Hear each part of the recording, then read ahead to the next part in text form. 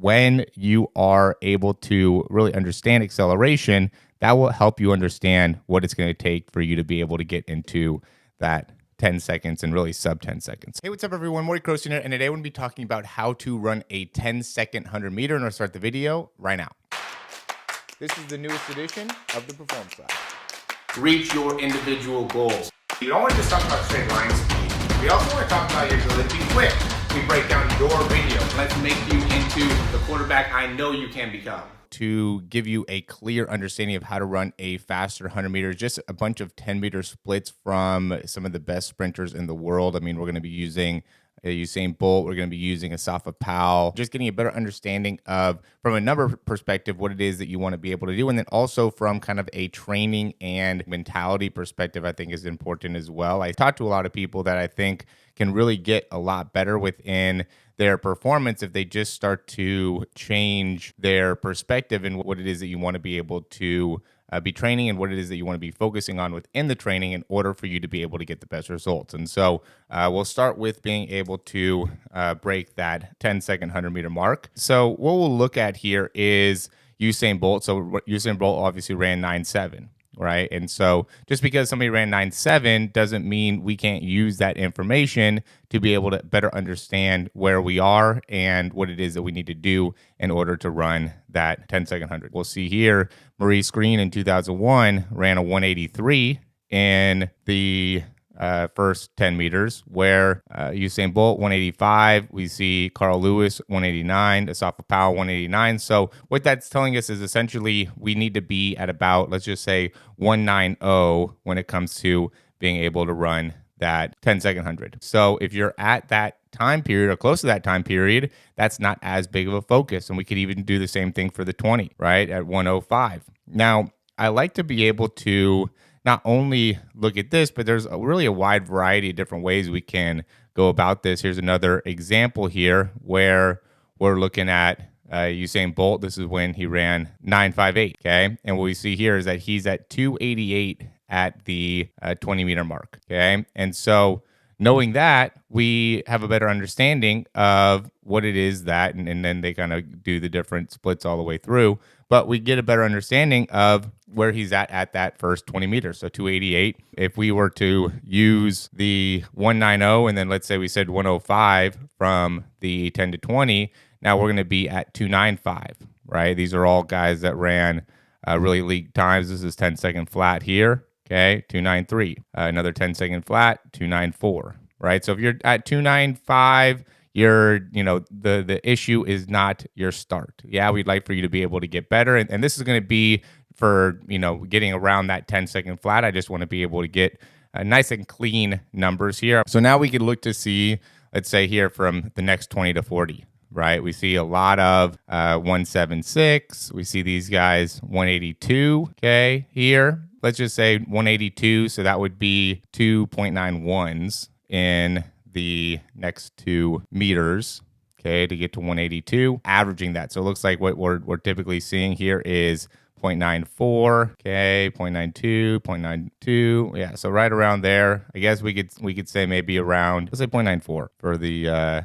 sake of this. And then we could say 0.88, okay? And so the point of this is, again, to show that you don't have to necessarily, you could do this in 0.92, right, for one, and then 0.90 for the other. That would still equal 182.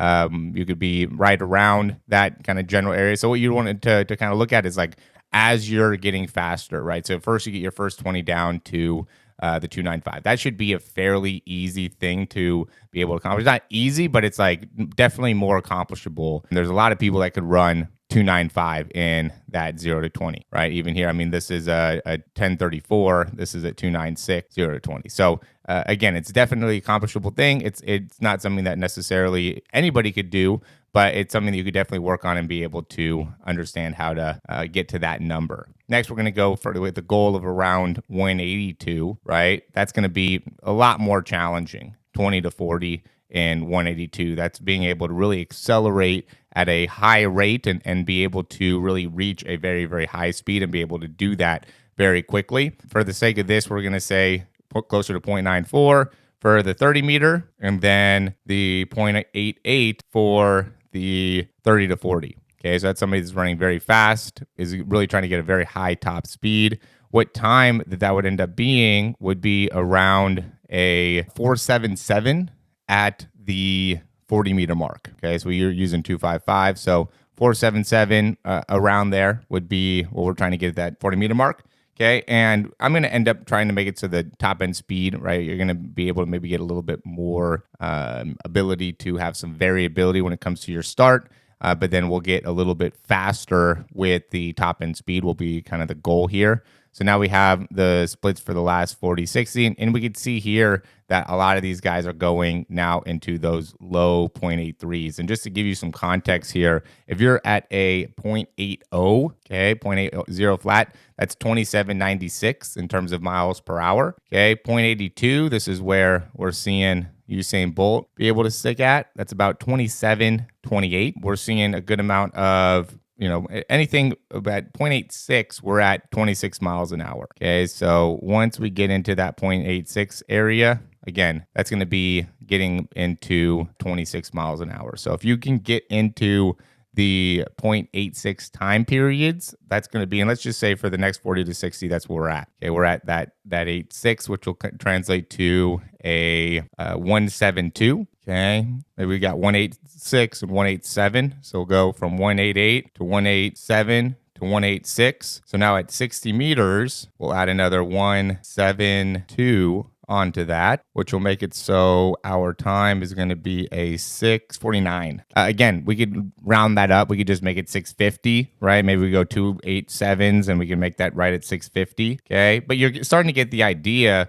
with what it is that we want to be able to, really break this down to, get some specific goals into what it is that we're trying to accomplish, and really be particular in the ability to really recognize how well we're able to accelerate. Notice here what we're seeing, there's a pretty common trend that we see within these sprinters, okay? And that what that common trend is that they are accelerating up to the 60 meters. Okay, so we look at this here. I'm going to blow this up a little bit more so you guys can see it a little better. Okay, so this is Usain Bolt's 9:58, right? He's at 6:31 for the 60 meter, right? We just said that what we wanted to see was like a 6:50. So yeah, like that would be a 6:50 right there. Okay, and we ended up going through a little bit different route to be able to get there. You don't have to. I mean, all of these are very small hundredths of a second. So if you are around there, we're looking at being able to get to 10 seconds or how are we going to be able to get to that 10-second mark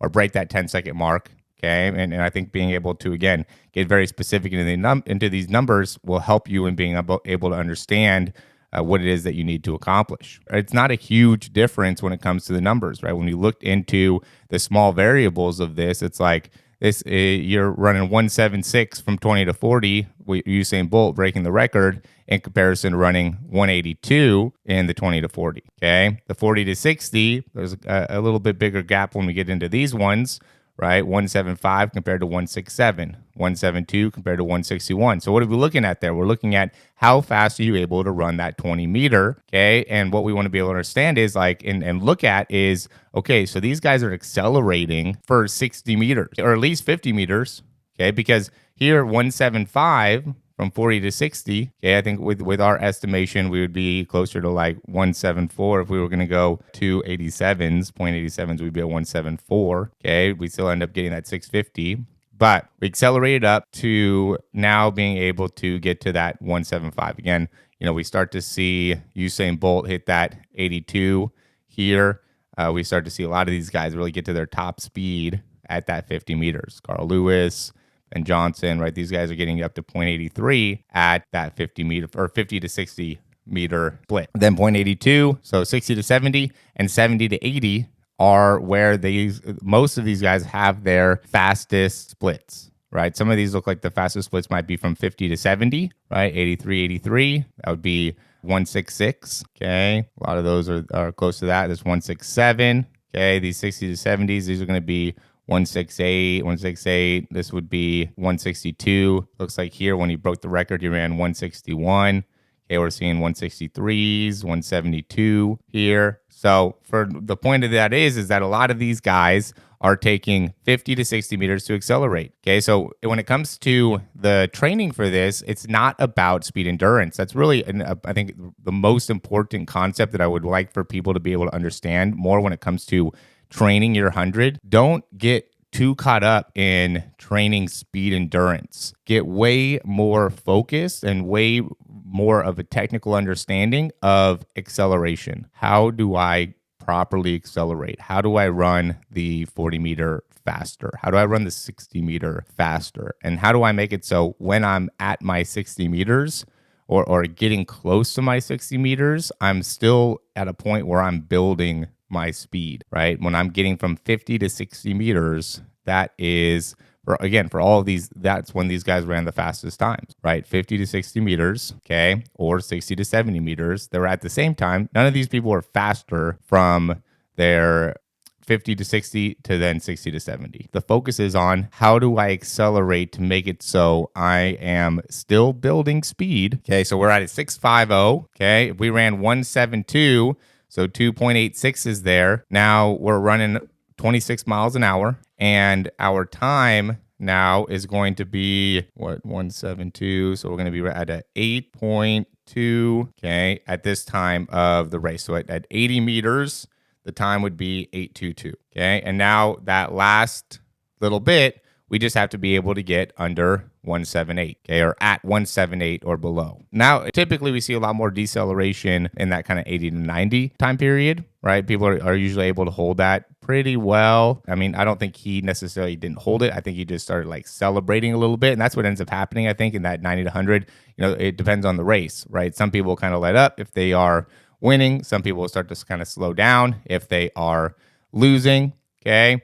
But what we'll see is, either way, the times a lot of times from 70 to 80 start to go slower when we get to 80 to 90, okay? And so we're starting to see really all of these people slow down when we get to 80 to 90. This is going to be where, again, we could run closer to 178, okay? 178 is going to be like 89, right? 2.89, okay? 89 is going to be, it's still pretty high.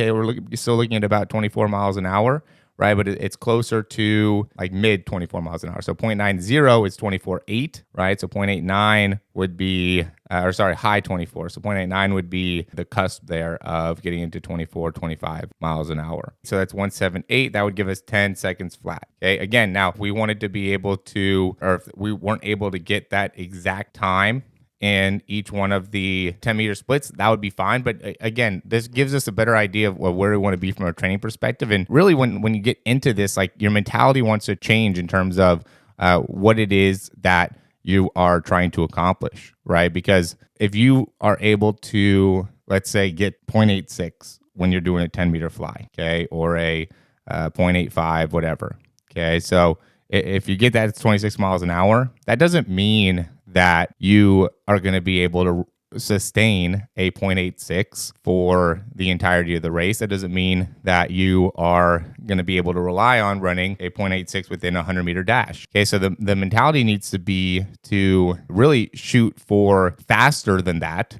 right, would be my overall belief system around it. Right, 0.85, multiple 0.85s, be able to potentially even get down into 0.80, maybe with a slight downhill action, maybe having some type of pulling mechanism, making it so you can get down into 0.80, 0.82. So you want to be challenging yourself at a degree that is faster and more difficult for you to be able to actually run in order for you to actually get to that 0.85 on a consistent basis. Okay, so when you get into that 40 meters, right, now you can really rely on yourself to run 0.86 or 0.85. So, you're not putting yourself up to guesswork when it comes to that. Okay. Obviously, in order to do that, you have to be training very hard for a long period of time to be able to sustain running 40 meters. Right.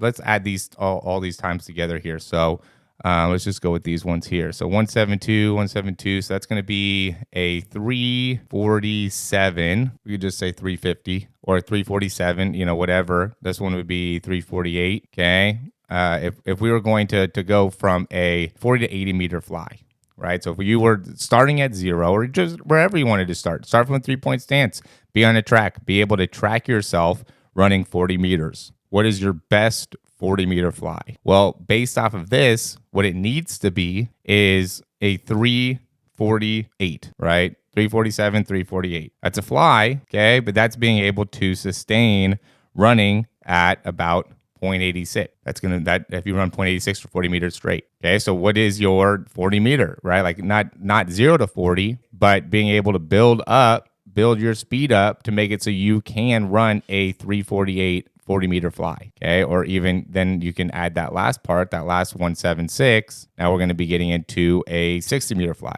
This is the way that I would recommend your training. So let's just add that 176 on top. Now we're going to see 4.2. So now we're looking at a 5.14, okay, or 5.15, we could just say. Okay, 5.15 on a 60-meter fly. Okay, and then once you get into that part of it, now we can get more technical into the steps. Am I taking too little steps? Am I taking too many steps? How many steps does it take for Asafa Powell or Tyson Gay or the top sprinters in the world? I would recommend studying Noah Lyles and Fred Curley and it's the best in the world and seeing like how many steps does it take them, right? How long is it for them to get from 40 to 100 meters, right? How much time does it take them, right? And I guess right now you have a good idea. Somewhere between 5.10, okay, and 5.15 would be, to me, where you'd want to be able to really get to. The goal would be where to get to. And then from there, we could break it all down. First, in order to get there, we got to be able to get 0.85, right? We know if we're running 0.90 in our 10-meter flies, then our bigger thing is that we need to work on our top speed, right? Because that's not going to cut it. We got to get closer to 0.85 and be able to rely on a 0.85. Now we got to be able to hold a 0.85 for just 20 meters, I would say. Okay. And then once you do that, now we start training over speed, make it so you can get into 83, 82. That will help you be able to hold your speed for longer, be able to make it so you have quote unquote speed endurance. I still think it ends up being better acceleration, understanding how to accelerate, but now we can get a better understanding of, what it takes to be able to get to that speed. We get more comfortable at that speed. Now we want to be able to run that for 40 meters, 60 meters, right? 40 meters, the idea would be to get to 348 was what we said, but maybe somewhere around 350. I don't know exactly where you're at when you're watching this. If you're at 10.4 or 10.3, okay, you're going to probably have a lot longer way to go. Okay, but if you're at 10.06, right, some of these split times, they should be things that you should be able to get pretty close to. And now from that position, we want to be able to understand the small numbers are going to make a big deal. So, again, if you're at 10.06 and you're looking to get to 10 or sub 10, now you can get specific into where are you at within your 0 to 20 or your 0 to 40, right? Or how fast is your 60? Are you in line to be able to get to these times? And based off of that, now you can train accordingly. Look, if you're running 6.65 in the 60, then the chances of you running sub 10 are very, very low. Now you have to run, first of all, you're probably not running very fast at that 60-meter mark, but let's say you are running really fast. Well, now you have to sustain for 40 meters, 3.35. I don't even know if that's a possibility. Sustain 0.83, right? And that's a time period where you're typically starting to decelerate, right? There's not very many people, like we talked about, that are able to run that fast. So you'd probably have to get into the 82s. On average, you'd have to be running 0.83 seconds in order to run, really faster than 0.83 in order to run a 3.35, okay? Which would get you just to 10 seconds, right? So that just gives you an idea of, well, in comparison, if you can get yourself down to 6.50, which, if you're able to run 6.65, I think the better thing for you to focus on is being able to concentrate how to get down to 0.15, okay? Because that time difference is going to have a lot bigger impact on your ability to run fast, because now if you could take that 6.5, now you have the ability to get into closer to like 0.84, 0.85, and potentially, like we're talking about, even 0.86, and still be able to get a 10-second 100. That's going to be a lot more achievable and a lot easier for you to train. It's going to be very hard to be able to train for you to run 82, 83, right? And even if you are able to run 82, 83, again, the benefit is going to come from being able to run a faster 60, right? Like you're not going to get that much faster. 0.82 is, like we're talking about before, that's 27 miles an hour. Right, it's only almost 28 miles an hour. Okay, if you get down to 0.80, that's where you're getting into 28 miles an hour. Training is really something that you have to be able to consider here, and the mentality. And if you're somebody that is interested in this and want to be able to achieve this, then this should be around where your mentality is at. Or you shouldn't be training with having not much of a sense of where you are within these split times. I think this is really important to make it so it's objective, and then you know what type of training you're able to get into. And you could even look into your reaction times. I mean, I've seen times where Usain Bolt's reactions are 0.17, 0.18, right? I know like the Christian Coleman's, I saw his down to 123, right? 0.123, or you can see Chambers here, 123. Those are really good reaction times. That could also be something that helps you out, right? We could see with Chambers, he did a good job of having a reaction time, which got him into 650 and got him to run 10 seconds. Okay. Now, Burns, not as good of a reaction time, had to overcome a little bit more in order to get to, so he was at 652. So he had to run faster in his last 40 in order to make it so he could run the 10 seconds. Okay. So again, it gives you different ways to be able to achieve the same goal, right? But at the end of the day, if you don't know what it is you need to work on, right, and where you can focus and where you can get better, is it your start? Is it your reaction time? Is it your ability to get to 40 meters? Is your ability to accelerate all the way to 60 meters? Is your ability to run 60 to 80 meters at your fastest, right? Again, to me, that is more acceleration mechanic, and then how well are you able to finish? So those are all things that I think you need to be able to do in order to truly understand how to run a 10-second 100-meter. That's the point of the video. Hopefully this made it a lot more clear for you, gives you a better understanding of what it is you need to do, how you could do it, and start the training right away to be able to get there. As always, if you like the information, click that thumbs up down below, subscribe to the channel. If you have any questions, comments, recommendations, you can leave those down below. Really like to do this for people, and I do this in a variety of different ways. I have another video similar to this for the 40-yard dash in order to run a 4.4, and just want to be able to connect and show you guys what it's going to take, right? There's a lot of commitments. Obviously easy to be able to sit here and talk about the numbers behind it, but there's a lot of time and calculation when it gets into, now we could take this information and put it into steps. Okay. When you send in videos, when I work with people and they want that specific goal, I break it down just like this. Okay. If you want to run a faster 40-yard dash, all right, let's take a look at what your split times are. Let's take a look at how many steps you're taking. Let's take a look at where you have the biggest area to improve. Are you taking too many steps? Are you taking too much time on the ground? Why are you spending too much time on the ground? Or why are you taking not enough steps? How can we get you to be able to, from a technical perspective, start to be able to address some of the things that we see within the running? And then from there, we really get specific into the training regimen, start to see improvements, start to build.